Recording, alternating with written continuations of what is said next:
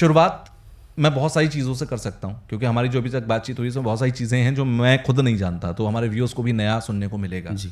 शुरुआत में यहाँ से कर रहा हूँ कि वो क्या मामला है, मैं चाहता हूँ हमारे दर्शक भी जाने कि आपकी लाइफ एक कॉमर्स साइड में जा रही थी, पढ़ाई लिखाई में जा रही थी, एक आम जिंदगी आप जी रहे थे जी। लेकिन कॉलेज के दिनों में एक ऐसी घटना घटी कि जिससे आपका एक नया रास्ता बन गया जिंदगी। बिल्कुल। क्या हुआ था तब?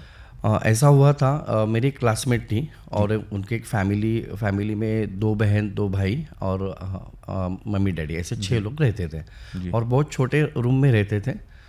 और उस वक्त मैं 3rd ईयर बीकॉम में था।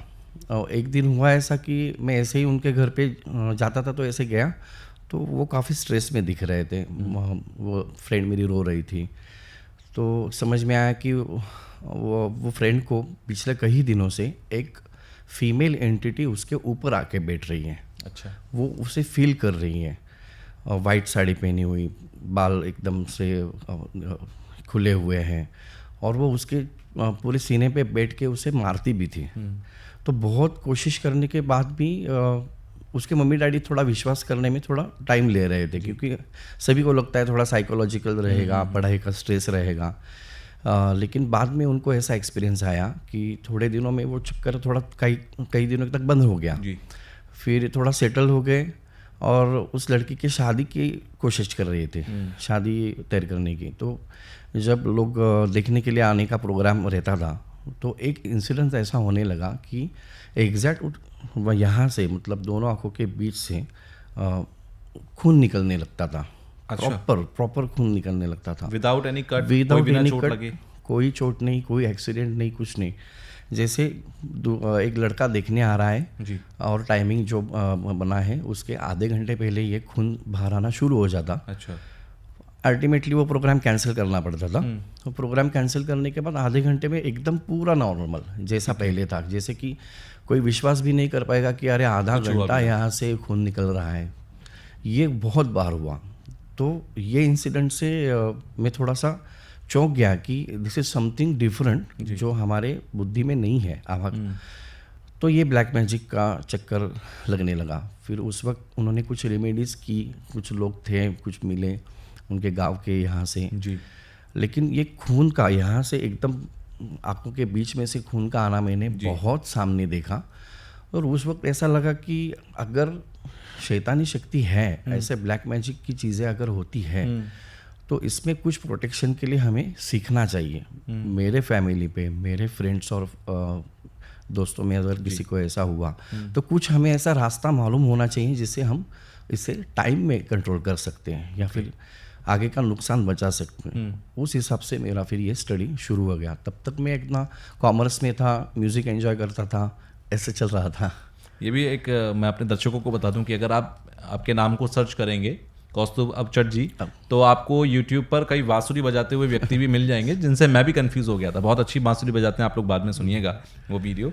सर, आपने कहा कि एक ऐसे शख्स से मुलाकात आपकी हुई जिसने आपकी ज़िंदगी को एक नया रास्ता दिया और आपको लगा कि ये तंत्र, ये ब्लैक मैजिक, ये जादू टोना, ये भी दुनिया में एक ऐसी दुनिया है जो आपको अपनी तरफ खींच रही है। लेकिन आपको कभी ऐसा नहीं लगा, क्योंकि कई बार ऐसा होता है इंसान पहले इन सब को सोचने से पहले ये सोचता है अरे हो सकता है कोई चोट हो, अरे हो सकता है कोई एलर्जी हो सकता है कि किसी तरीके की मानसिक रोग इनको हो जिसको हम ऐसा समझ रहे हैं कि काला जादू कोई तंत्र विद्या है। क्योंकि बहुत सारे लोग ऐसा समझते हैं। बराबर।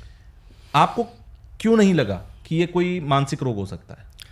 मानसिक रोग इसलिए नहीं लगा क्योंकि वो खून का आना जो इंसिडेंट था ना, वो मैंने आंखों के सामने देखा। अच्छा। मैंने खुद वहाँ पे हाथ लगा के देखा कि कुछ जख्म है या कुछ चोट है या कुछ गिरी है। वो बोल रहे नहीं, कुछ भी नहीं है। 6 बजे लोग आ रहे हैं, 5:30 बजे ये शुरू हो जाता था। जैसे वो प्रोग्राम कैंसिल हो जाए 15-20 मिनट पूरा एकदम क्लियर हो जाता था कि किसी को विश्वास नहीं रहेगा कि यहाँ इतना खून गिरा है, खून निकला है। पूरे 2-2, 3-3 बाउल बैठ के पकड़ के बैठते थे, फिर भी वो खून रुकता नहीं था। और बाद में कुछ और भी इसमें एक वैलिडेशन ऐसा मिला। 2-4 दिनों के बाद, वही इंसिडेंट के 2-4 दिनों के बाद उनके घर पे एक चिट्ठी मिली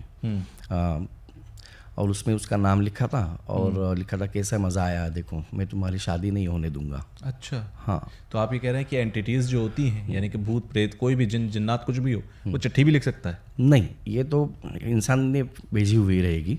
वो जिसने ब्लैक मैजिक किया, ओके, उसने एक शैतानी चीज़, मतलब ऐसे उसने ही लिख के करना, भेजा, हाँ, क्योंकि ये किसी ने तंत्र किया था। करेक्ट। आप इसके आगे क्या हुआ? आप किस परंपरा से जुड़े? आप बताता हूँ। कैसे तंत्र की दुनिया में एक्सपर्ट बन पाए? बिल्कुल, ये बात जो हुई है या अराउंड 2007-2008 में। ठीक है। और एक इंसिडेंट ऐसा हमारे लाइफ में हुआ कि मैं और मेरी फैमिली, हम 4 लोग, मम्मी पापा मेरी बड़ी बहन, जी।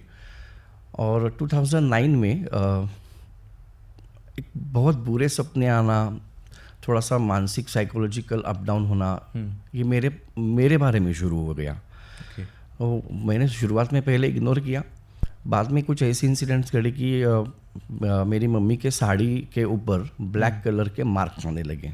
अच्छा। फिर मेरे पिताजी के शर्ट्स पर ब्लैक कलर के मार्क्स आने लगे। ऐसे धीरे धीरे हम चारों के कपड़ों पर मार्क्स आने लगे। अच्छा।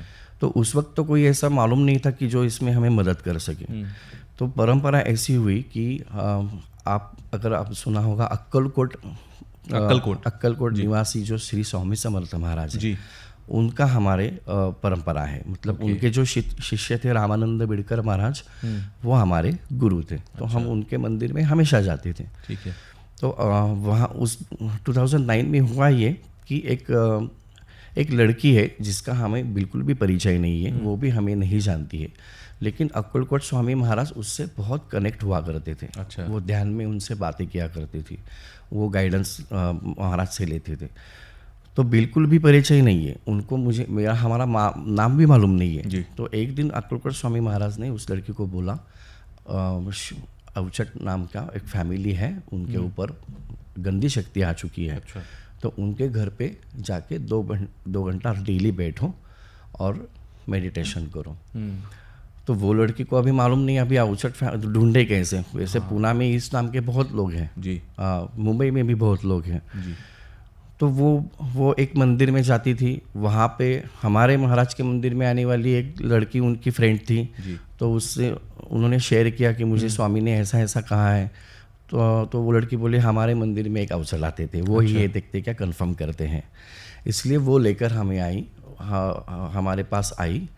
तो एकदम से 5-10 मिनट बैठने के बाद महाराज का फ़ोटो देखते देखते उसके आंखों में पानी आना शुरू हो गया। वो कनेक्ट हो गई, मेडिटेट हो गई, और फिर उसने वैलिडेट किया कि आपके ऊपर तंत्र हुआ है और स्वामी का आदेश आ गया है कि आपके घर में जाके 2 घंटा बैठे, मेडिटेशन करें, मंत्र चांट करें तो कुछ प्रोटेक्शन मिलेगा। ये एक इंसिडेंट हुआ। यहाँ पे वापस मेरे दिमाग में शुरू हुआ कि अरे बाप रे, जो डर था वो हो ही रहा है, किसी ने कुछ किया ही है, लेकिन अभी इससे बाहर निकले कैसे। तो वो लड़की भी रेमेडी कर रही थी। मेरे एक अंकल थे, मेरे मामा थे, मेरे माता जी के सगे भाई। ठीक है। वो नाथपंथी साधना बहुत करते थे, सन्यासी मतलब ब्रह्मचारी थे। तो उनके कांटेक्ट में कुछ लोग ऐसे थे, तो उनके कांटेक्ट में से बेलगांव के पास एक कलबुर्गी नाम आदमी का हमें नंबर मिला। ओके। तो वो ऐसा कार्य करते थे कि जो भी ब्लैक मैजिक के केसेस हैं उनको कुछ यंत्र में, सफ़ेद रंगोली का एक यंत्र बना के उसमें बैठ के कुछ मंत्र चैंटिंग करके वो ब्लैक मैजिक रिमूव करते थे। तो वो एक परंपरा ऐसी 2009 में मुझे इंट्रोड्यूस हुई जी, कि बहुत ही आउट ऑफ द साइंस, ये मतलब आँखों का विश्वास करने में बहुत दिक्कत आ जाएगी। अगर मैं बोलूँ तो भी लोगों को मालूम नहीं कितना विश्वास बैठेगा। वो कलबुर्गी नाम के गुरु ऐसा रिचुअल करते थे कि जो आदमी पूजा में बैठा है, जिसके ऊपर ब्लैक मैजिक है, उसे पहले चेक करते थे ब्लैक मैजिक है या नहीं है। नहीं है तो क्लियर बोलते थे कुछ नहीं है। ब्लैक मैजिक अगर है तो ब्लैक मैजिक के लिए या तंत्र क्रिया के लिए कुछ चीज़ें इस्तेमाल की जाती हैं, जैसे नारल हो, नींबू हो, वुडू डॉल टाइप्स कुछ डॉल्स रहेंगे, या फिर मतलब एनिमल्स की कुछ हड्डियाँ भी यूज़ करते हैं, इंसान की भी अस्थियाँ यूज़ करते हैं, काले धागे बांधते हैं। जो भी चीज़ें हैं वो कहीं ना कहीं पे ज़मीन में दबाई रहती है। तो ज़मीन में जितना वो खराब होता जाएगा उतना इफेक्ट वो आदमी के ऊपर होता जाएगा। अच्छा। चाहे फिर वो इंडिविजुअल पे हो या फिर फैमिली पे हो। तो जितना वो खराब सड़ जाएगा, खराब होगा, उतना तीव्रता आ जाएगी। तो वो कलबुर्गी नाम के जो गुरु थे, संजय कलबुर्गी, बेड़गांव के पास, तो वो ऐसा रिचुअल, ये एंशिएंट रिचुअल है, 400 साल से उनके पीढ़ी में है। अच्छा। हाँ, तो उस पूजा में बैठने के बाद ये सारी चीज़ें कहीं पर भी हो, कहीं पर हिंदुस्तान में कहीं पर भी या शायद पूरे वर्ल्ड में कहीं पर भी हो, वो 1.5 घंटे में आपके सामने आके गिरती है। मतलब प्रॉपर हवा से, चाहे कितना क्लोज रूम भी रहेगा या फिर आपने कितना भी क्लोज चारों तरफ से दरवाजे बंद कर लो, फिर भी वो चीजें हवा में से उड़ती हुई जाएंगी और आपके सामने उड़ती हुई नहीं, डायरेक्ट सामने आके गिरती है। अच्छा। और बहुत जोर से गिरती है। मतलब यू कैनॉट रिकॉर्ड इट, आप उसका वीडियो नहीं बना सकते, या ऐसे हवा से आते नहीं दिखती। आपने देखा अपने सामने से? बिल्कुल, मैंने बहुत सालों से ये देख रहा हूँ। पुणे, मुंबई के, महाराष्ट्र में जी, यह काफ़ी लोग वहाँ पे जाके ब्लैक मैजिक रिमूवल करते हैं। बहुत सालों से चल रहा है ये। अच्छा। तो ऐसे हवा से आते नहीं दिखता, अचानक से आपके सामने गिरेगा। अचानक से सामने आके गिर जाता है। वो गिरने तक हमें क्या करना पड़ता है? खाली एक ओम नमः शिवाय जप जितनी ज़ोर से स्ट्रांग से करो जी, और वो जो गुरु रहते हैं वो आजू बाजू में हमारे बैठ के मंत्र चैंटिंग करते हैं। 1 से 1.5 घंटा मैक्सिमम, कितनी भी चीज़ें हो आपके सामने आके गिरती है। और ये परंपरा 400 साल की है। कुछ खास नाम है इस परंपरा का? नाम एज सच नहीं है। मतलब अगर नाम दिया जाए तो हम एक सात्विक वाला तंत्र बोल सकते हैं। कि निगेटिव शक्तियों को नष्ट करने वाला, लोगों को बचाने वाला।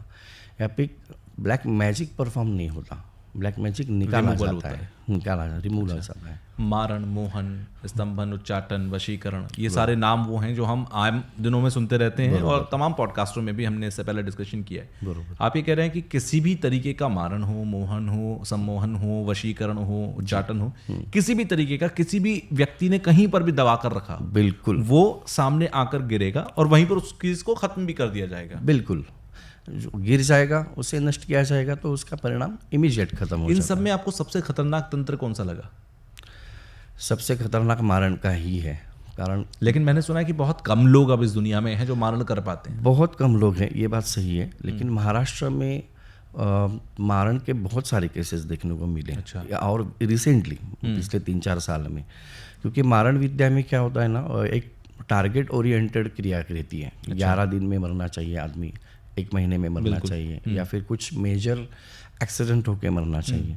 तो मारण विद्या तोड़ने में बहुत मुश्किल जाती है। वो क्लियर करते समय हमें, मतलब हमको भी तकलीफ हो सकती है और होती ही है बहुत बार। अच्छा, जैसे हम नॉर्थ इंडिया में देखते हैं कि अघोर तंत्र बहुत ज़्यादा पॉपुलर है, अघोरियों का यहाँ पर बहुत ज़्यादा जिक्र होता है। आपकी तरफ जो मराठी कल्चर है, मराठी लोग हैं, वहाँ पर किस तरीके के तंत्र होते हैं? क्या यही तंत्र वहाँ पर भी होते हैं या वहाँ की परंपराएं अलग हैं? नहीं, मैक्सिमम यही तंत्र वहाँ पर ही है जी। बंगाल के जो अघोरी तांत्रिक है ना, वो महाराष्ट्र में बहुत फैले हुए हैं। इसलिए ना पिछले 10-15 सालों से ब्लैक मैजिक के केसेस बढ़ते दिख रहे हैं। आउट ऑफ जेलसी, कोई भी रीज़न हो या प्रोग्रेस अच्छी नहीं देख पा रहे हैं दूसरों की, कर दिया तंत्र।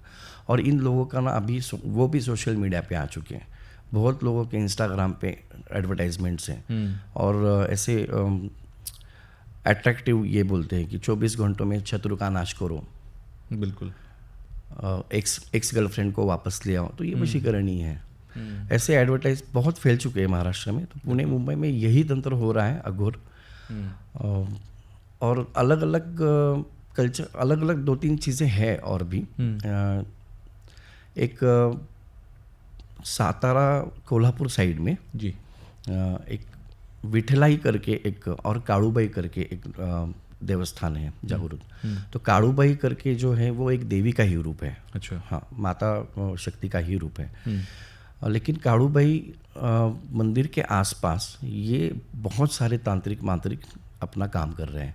अभी भी अगर आप जाएंगे तो वहाँ पे जो पेड़ हैं पुराने, बहुत बड़े बड़े, वो पेड़ के ऊपर किसी का फोटो, किला लगा के, नींबू लगा के, बाहुली लगा के, तो काड़ूबाई एरिया में एक अलग तंत्र सामने आ रहा है। जी, वो भी सोशल मीडिया पे भी अवेलेबल है। काफ़ी सारे लोगों ने उसकी रील शेयर की है और वहाँ पर लगातार हो रहा है सर।